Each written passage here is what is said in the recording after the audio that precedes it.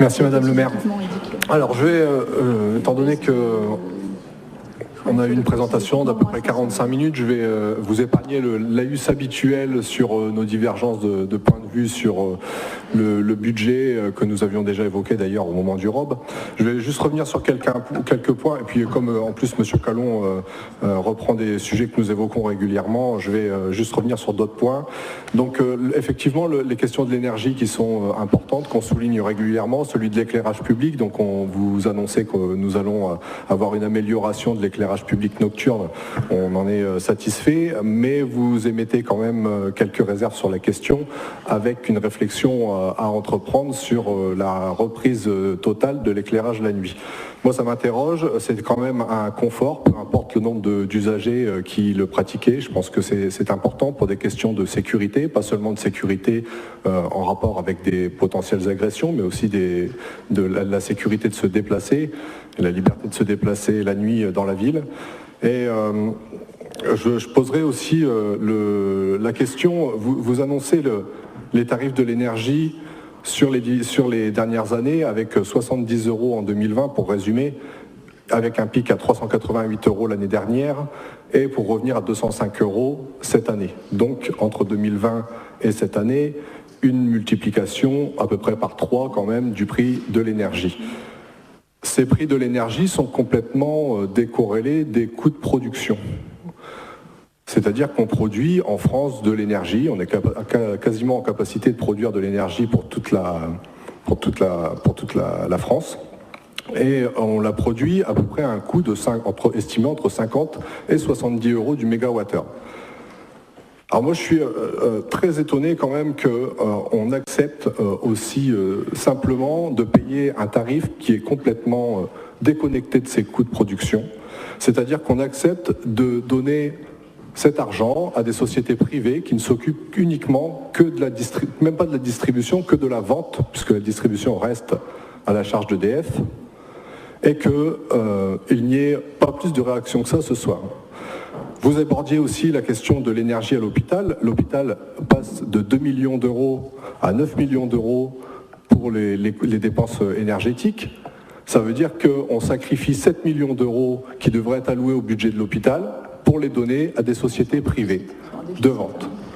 Alors moi, ma question, c'est quelles sont les interventions de la municipalité pour dénoncer ces règles européennes qui nous imposent un prix de l'énergie complètement déconnecté, qui nous imposent d'acheter sur un marché spot.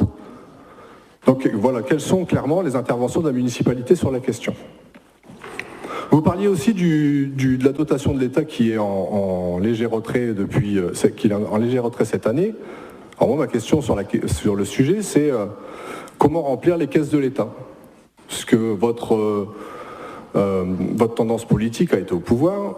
Vous avez fait des choix à ce moment-là qui ont conduit à la situation aussi que nous connaissons au niveau de l'État.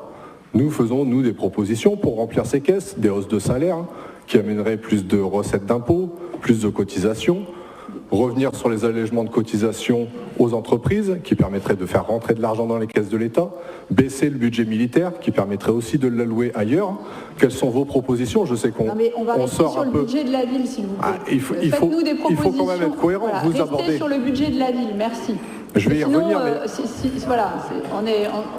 Vous abordez les dotations de l'État, je me permets aussi de m'interroger sur... Je parle des dotations de l'État allouées à la ville de Saint-Quentin, à la situation de la ville de Saint-Quentin. Donc restez sur la ville, merci. Mais je pense qu'il faut qu'on ait des propositions. On ne peut pas juste critiquer une décision de l'État sans que la municipalité fasse des propositions. Réalistes.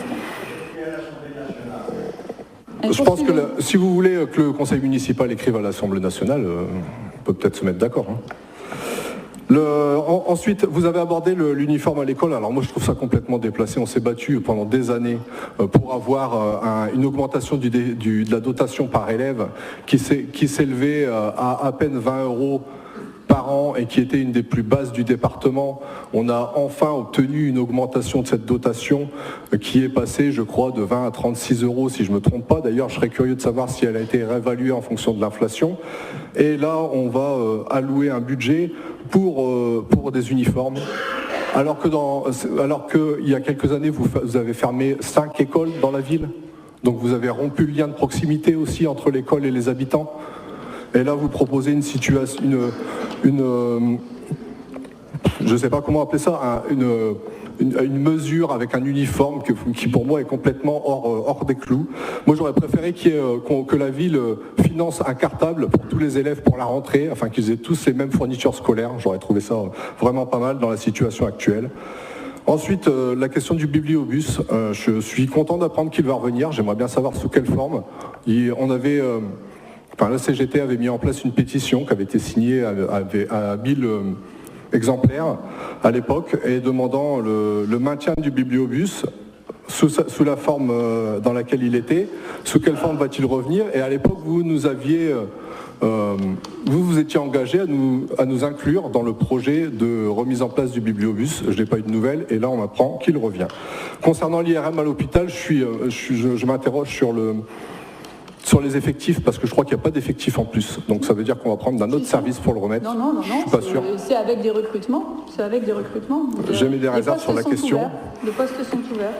Et enfin, pour finir, sur la question du chômage, alors effectivement, il baisse peut-être de 7% à Saint-Quentin, mais en gros, il passe de 11 à peut-être 10,2, quelque chose comme ça. Donc il n'y a pas une baisse de 7% sur Saint-Quentin en nombre de points. Du taux de chômage. De 7% du taux de chômage, mais voilà, je voulais apporter cette précision.